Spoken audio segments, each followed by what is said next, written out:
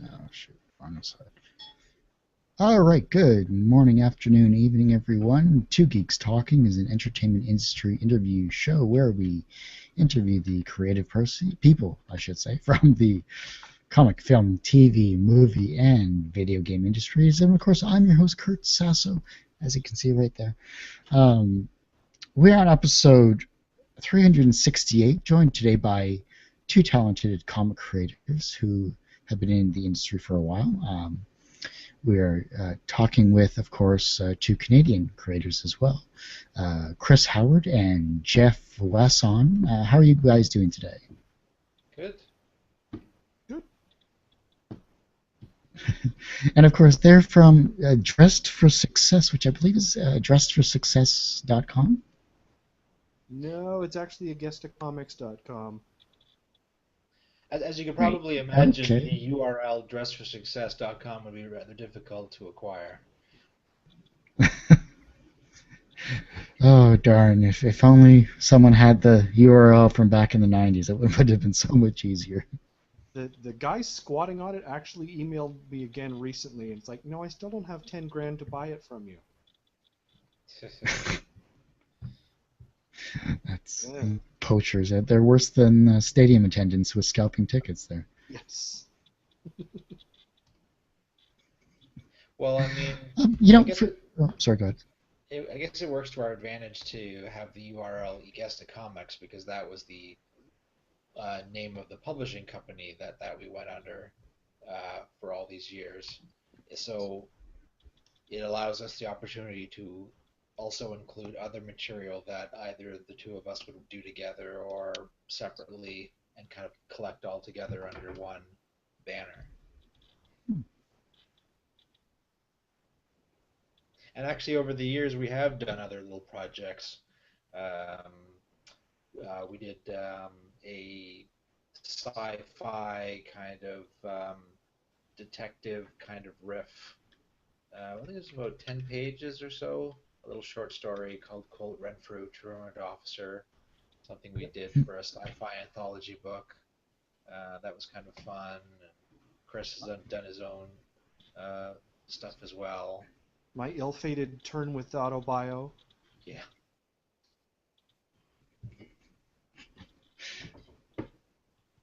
But Dress for Good Success has stuff. been the No, main that project that we've focused on over the years. well, for those that don't know what Dress for Success is all about, could we get a summary about it? Well, Two guys on the run from the intergalactic mafia making their way in a crazy universe. essentially, Sounds awesome.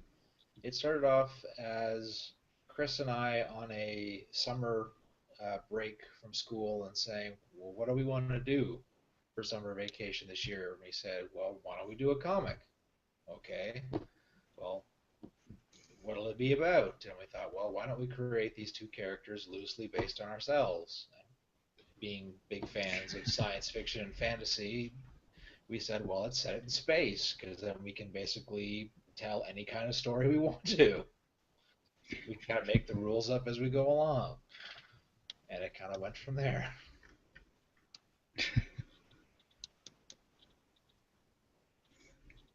That's great. That's amazing to hear.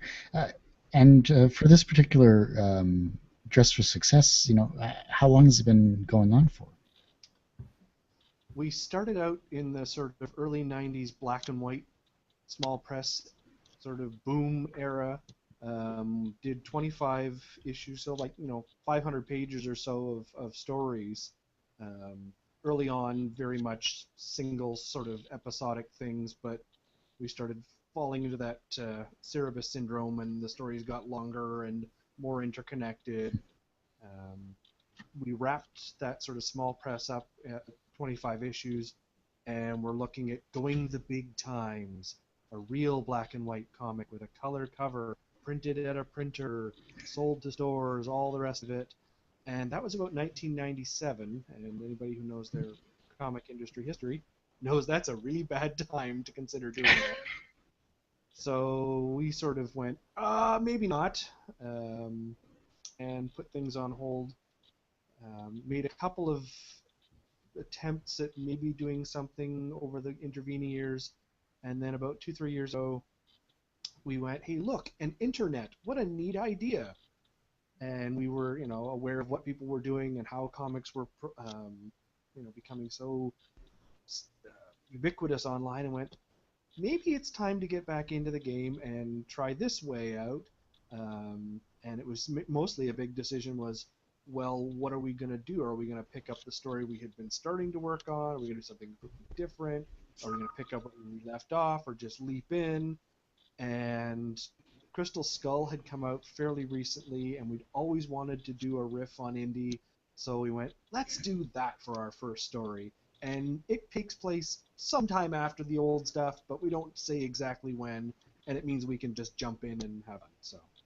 Well, and a fun little bit of trivia, in that period when we were originally looking at making that transition to full-size, professionally published comics, we actually script wrote and I started illustrating at least the first maybe 1.5 issues of what would have been that new series. So there is material that has been created that literally picks up where we left off with issue 25 of the original run of the black and white mini comics, but just hasn't seen the light of day. And we actually were talking recently about, well, maybe we might actually put that out there just for interested folks, as a little kind of tease as to a bit of this history that we've kind of left open at the moment, because we have kind of, with the web comic, made this jump ahead to some unspecified point in time in these characters' history. So we don't know. We'll have to wait and see. Well, what about, obviously you guys started a while back. You took a bit of a hiatus. What has been the biggest challenge jumping back in, this, I'm not going to say late into webcomics, because there's no late time whatsoever, but you're jumping in at a huge technological leap from back in the dial-up days to what you see here now. What have you both had to face in regards to this shift in technology? I would say that the main thing would be just keeping pace with the schedule. I mean, it was always an important rule, even back in the traditional, single issue days, because we would produce anywhere from, I think it started out as 16 pages per issue, and then we bumped it up to 20 pages per issue.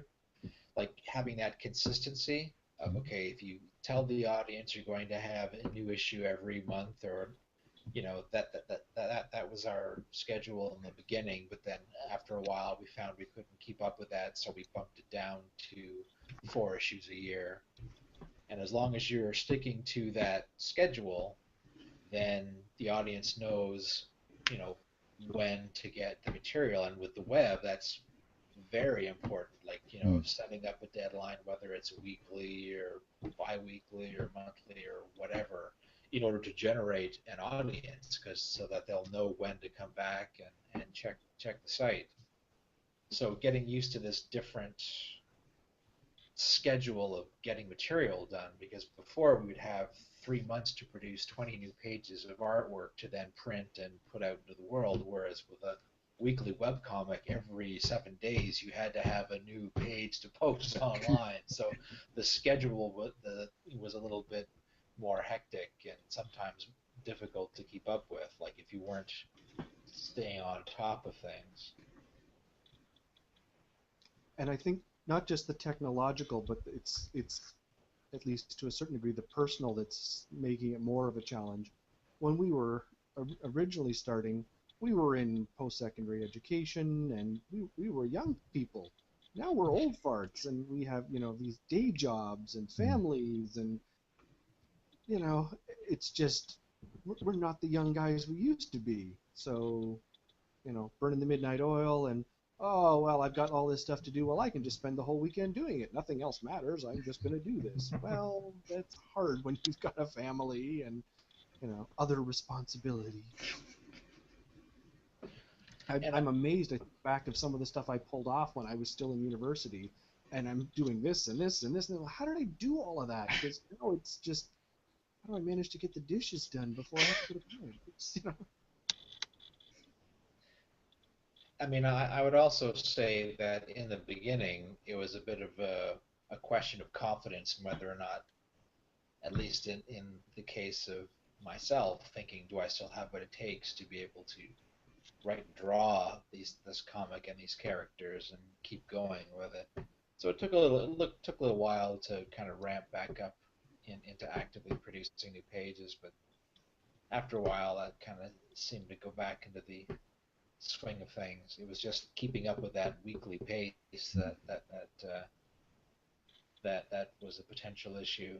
But we made a point of giving ourselves a really big buffer of material before we started posting online, because we knew we wanted that there would be times where you'd have hiccups where you didn't have a good week where you actually were able to successfully get a new page done, or you were sick, or you were going away on vacation or something. So you wanted to give yourself enough of a lead so you could account for that head start kind of slowly dwindling as you're going along. No, I completely agree with keeping a consistent schedule. That's something that I've always said. No matter how I feel, whatever is happening in my life, that every week there would be a show. And 6 years, knock on whatever wood I have that's around here, is still going strong. And I think that's a testament to keeping organized, to making sure that you have the passion every single week, that you have the dedication to get something done, to get something posted. And I'm glad to see that you guys are back in the game, so to speak, and actually finding that it's never too late to come back. Yeah. And what was also nice to see is that once we did dip our toes back into the water and start putting new material out online, we started hearing back from people who used to follow us from back in the day and say, "Oh, hey, I remember reading this before." It's really nice to see that you're starting to do it again, or you go out to shows and run into people that would say, "Oh, hey, I was inspired to do my own thing by seeing what you were doing." And so nice little things like that happen every once in a while. Yeah, that is hugely rewarding to have someone say, I remember your work and your work got me going. Oh wow. I would say that's one of the challenges with the web compared to in our earlier career, where it was all about actually meeting people physically in person at shows. Where back in the day, in our younger years, we were able to more actively go to more shows and travel around, both here in Canada and in the States. It's getting that dialogue and that going online, because like sometimes you could just be going on for weeks, months, and not hear a word, and you're wondering, is anybody actually reading this? Does anybody actually care one way or the other if we continue to do this? Whereas back in the day, you would actually have conversations with people because you'd be there face to face. Yeah. So that's one of the challenges that I think we face in this kind of iteration of putting out the work, is being able to effectively engage the audience and actually hear some feedback, both good or bad, on whether or not does any you know is it making some sort of an impact? Are you liking what we're doing? Or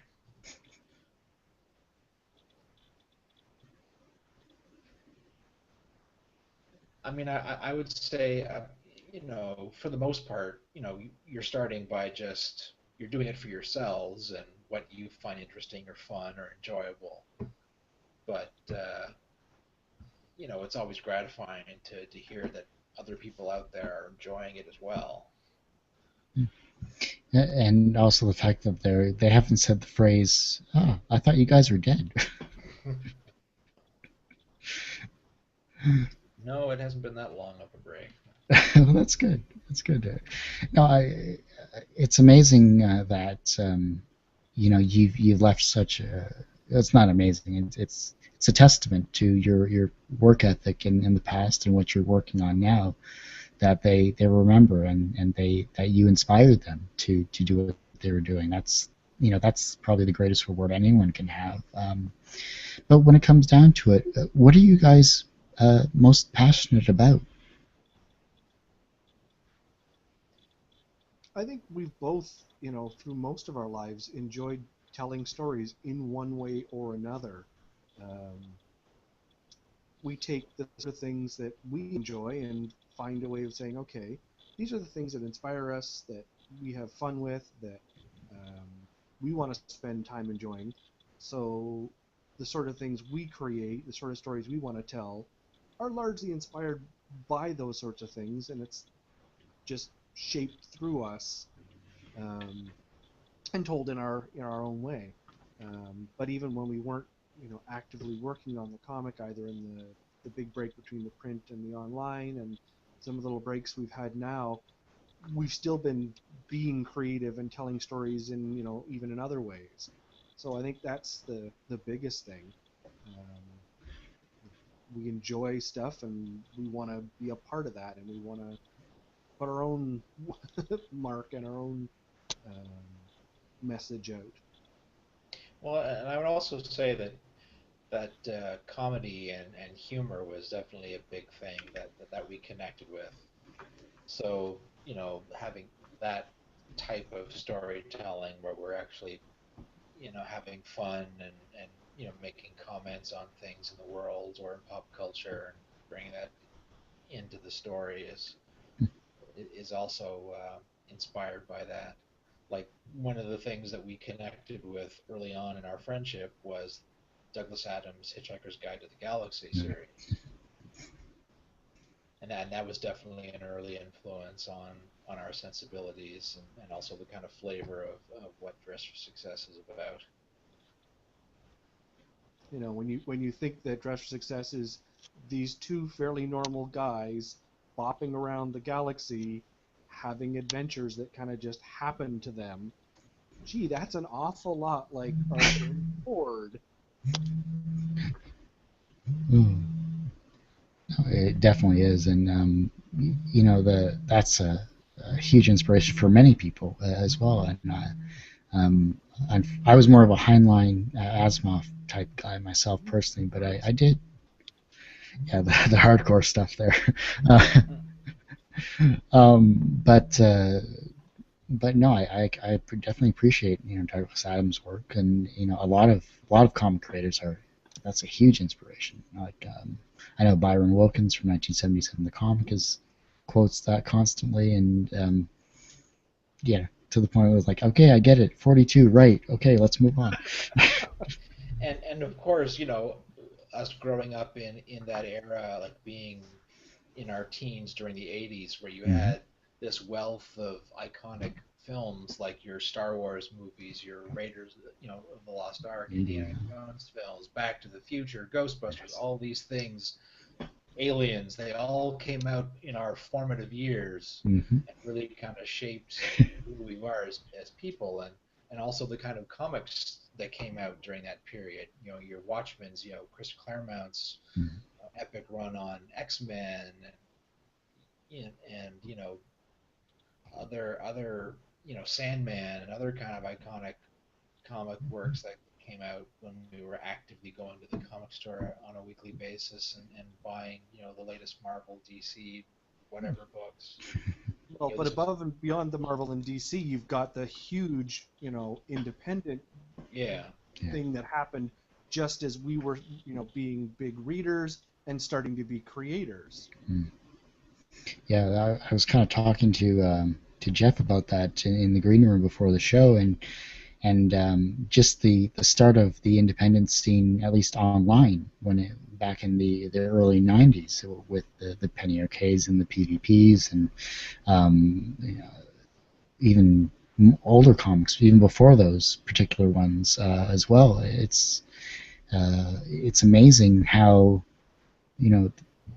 they embraced technology. They embraced the ability to say, I want to create something that a publisher doesn't have control over. I want to create something that gives me the freedom to do what I want and not be restricted by, a yes man or a person of authority where I can do anything. And I think, especially with Dress for Success, you definitely take that and you use it to your full advantage. And the comedy is great. The writing and drawing is inspiring and entertaining. And I can't wait to see what you guys are going to be doing, coming up and in the future as well. Well, when we figure it out. Current plans. We've just had a break and sort of re-examined. We were talking about that. Oh, every week, boom, boom, trying to keep that schedule up. So I've listened to a lot of different people talk about that and different methods that people have tried. So what we're going to try this time is go in sort of 20-page blocks. Mm-hmm. So we'll do 20 weeks, page a week. Take a few weeks off. I think we said what, 5, 6? 6 weeks off, and then the next batch of 20, which gives us a little bit of buffer generating time. It gives us a bit of break time, a bit of downtime, just so it's not quite as daunting to just think it's a never-ending cycle. It's just going to keep happening. So in a sense, it's almost like looking at it as issues of the comic in 20-page blocks, or like TV seasons. You'll have here's a block of new content, and there's a bit of a break, and then you've got the next season of episodes. So essentially, it goes from 52 pages of comic story over the course of a year to 40, which we think is a reasonable, sacrifice, while allowing us, as Chris mentioned, a bit of a buffer to accommodate other just things that happen in everyday life, while still being able to put out a decent amount of story per year.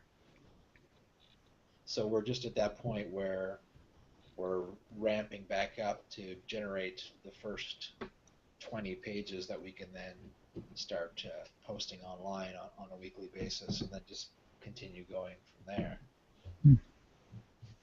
And it gives you round numbers when you decide you want to print in a book format as well too. You could do a collection of, instead of doing individuals, you could just do like an omnibus version of an entire arc and start going to print on demand or whatever. Well, it's interesting because, as I mentioned before, we originally started out doing 16-page individual comics, and as Chris mentioned, they started off kind of more episodic and kind of standalone, and then we started to develop a more kind of a longer storyline. So stories would take 2, 3, 4 issues, to where they're having little mini adventures in each episode, in each issue, but it's part of a much larger story. So we got, and especially with the webcomic, where you're not bound by page numbers, you could tell a story of any kind of length that you want over however long of a period of time you would want to take to tell it, as opposed to 20 pages like traditional print comics. It kind of allowed us to take our time as far as deciding how long we want to take to tell a given story. So Chris would probably have a better sense of it, of exactly how many pages our first web comic story was, but it was close to 100 pages just for that. 116, I think. Okay. And the story that we're currently telling, which continues, it picks up literally right after that first story ends off, is probably going to be of a similar length. I think we've got about 40 pages or so into that so far. But I think moving forward, we'll be looking at going back to kind of scaling back the size of the stories and kind of telling, smaller little adventures that kind of go tie in one after the other. Yeah, especially we had planned the sort of the next story, and the intention was to have a story that was actually even bigger and more complex. And I think we went, we have the ability, and it's one of the beautiful things about our success is you can change your mind about where the story's going or what your next major story is going to be, and it doesn't break some overarching long thematic grand quest or something. Jeff Smith couldn't decide, in issue 40 he was going to go over this way. No, he had it all arced out.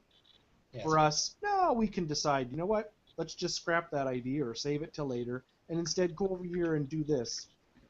So the current plan is to take things in a different direction, and I think we're going to have a number of much shorter stories that do all connect and would probably, when it came to print, get printed together, but they will be a series of shorter adventures.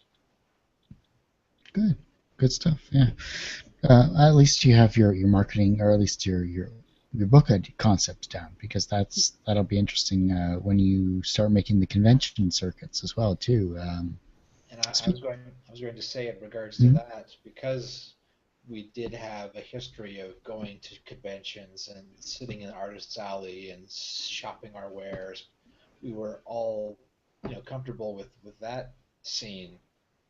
So when we came back to doing the comic online as a web series, and then started going to shows again, we were shocked at how much the culture of comic conventions have changed since we were, actively going to them. I mean, for one, they've just grown in scale. Yeah. Like being in Toronto, back in our early days, there were probably like maybe a handful of different convention organizers who would all be kind of organizing their own individual conventions, and it got to a point where you'd almost have these little mini shows once a month in different places throughout the city, whereas now it's kind of come down to one big convention organizer that holds like maybe one or a handful of much larger shows throughout the year, like your fan expos and TCAF. And it's not just comics, it's horror, it's video games, it's science. It's like, so it's a much larger audience, but it's also spread out in a lot of different directions. So as somebody who's going to pay for a table space at a show, while the physical numbers of people that are walking through the doors has increased, but that doesn't necessarily translate into more potential readers or sales for your work, because those people's interests are broken up into a lot of different areas, and they may not necessarily be interested in what it is that we're doing. And also, since that independent boom has kind of come and gone, since we actively were doing shows, there seems to be less people who are doing like actually selling their own original material. It seems to be a lot more people who are doing like artwork that's inspired by already existing properties. Like you'll go to a show, you'll see a lot of people who are selling Star Wars related art material, or Doctor Who, which is becoming a big popular genre. Properties. Yeah. And a lot of these people seem to do rather well selling their own prints and of these other pre-existing properties, as opposed to something that they created themselves. So that's been a bit of a challenge, and something we've hit up against since we've gone back to shows. And it's also difficult too, like you're not necessarily selling a physical thing, or what you're promoting is something you're making available for free online. at least initially, anyways.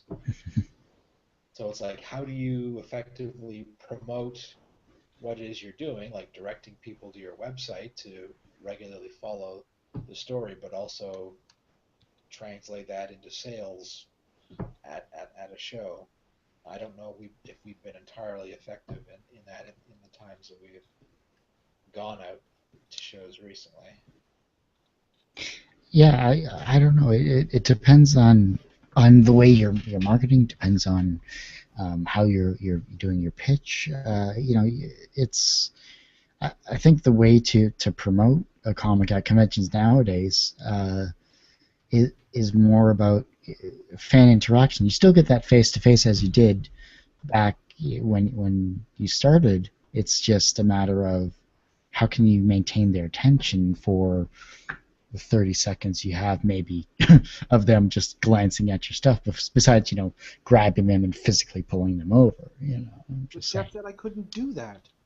Uh, Technically you can't, just don't get caught. I mean, Oh, Well, and this is the other thing. Like back in our early days, we would have individual comics. So if somebody wanted to sample something, they could spend maybe $1 and buy one comic and see if they liked it. Whereas nowadays, because we've been around for so long and we have a wealth of material, we have these collected volumes that are like $15 or so. mhm. It's a bit more of a commitment for somebody to just want to sample something. Yeah, but I mean, $15 for a book though, with how many pages roughly? 300 and some? Granted, yeah. Well, that's a huge deal compared to getting a printed book for $20 standard usually, and that's only about 100, maybe 150 pages. So for your price point, that's incredible. That's a great deal. Well, and that's also from a book that we printed over a decade ago now. So if you were to, you know, factor in inflation, you probably would be more in the $20-$25 range or so for, comparatively as far as the amount of material that's printed. Is there anything that I haven't asked that you'd like to let the listeners and watchers of this particular episode know about? Because I know there's so much that we can go into, and I appreciate your wealth of knowledge and information, but we're kind of catching up on the last couple of minutes of the show here, unfortunately. Just that. Um, so the new material is at agestacomics.com. The old black and white material from our early print days is also available online, so you can catch up on that 500 pages, the original 25 issues.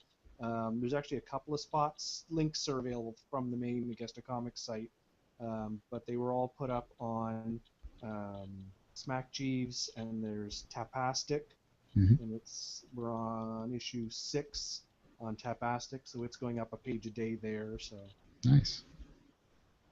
there are ways, or you can buy stuff. Yeah, we have But an online store. You can go also clickable from the website, and if you wanted to buy that, see, we did back in the day. We did one print collection of the first 13 issues of the mini comic series, mm, and the intention was to do a second similarly formatted trade paperback collection of the last 12 issues of the mini comics before we launched into the professionally printed series. But by the time we got there and the industry was in flux and we decided to take a break, we never actually got to printing that second mm, volume of the mini comics. And we've since got to a point where we have enough new material from the web version that we could do a print collection of that now. nice. Now we're sort of in the process of gathering the material for those into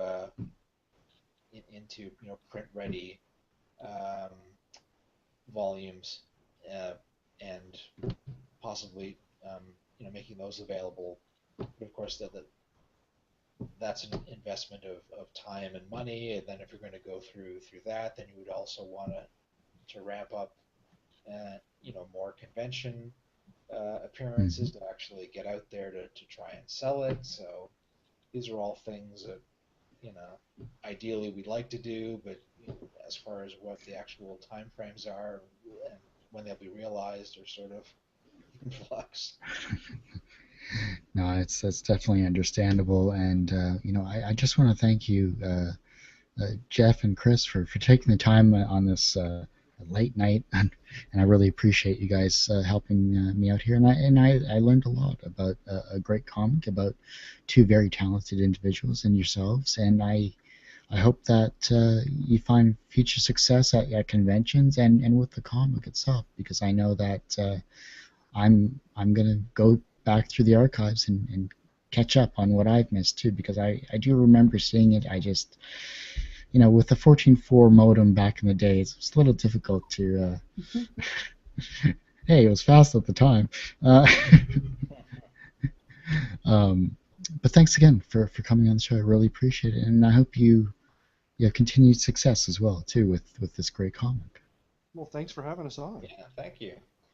No, not a problem. And that ends this episode of Two Geeks Talking, episode 368, with, of course, Chris Howard and Jeff Wasson from Dressed for Success, which you can find it on that website, which will be posted in the show notes there. Yes. That's my recovery. But you can, of course, see this episode on YouTube, on youtube.com/TGT Media. You can download the audio version of this show on iTunes.com, searching for Two Geeks Talking. And finally, if you want to support us through our Patreon account, it's patreon.com/Two Geeks Talking. And, of course, $1 a month, any little bit helps support the show that's been going on for 6 years, since 2008, with over 600 interviews. Have a great night, everyone, and tune in next week, next episode, for another interview with, who do we have? We have Tom Delaringa from Rock and Tin, as well as, of course, you may remember him from the comic Marooned. He'll be on our next show. So that's episode 369, and have a great night, everyone, and thanks for watching another interview with Two Geeks Talking.